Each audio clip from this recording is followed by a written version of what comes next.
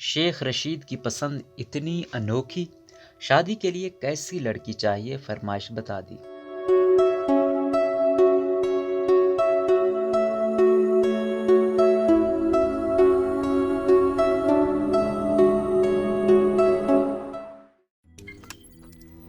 रोज़नामा कुदरत की वीडियो देखने के लिए अभी यूट्यूब चैनल पर सब्सक्राइब करें और बेल आइकन पर भी क्लिक करें।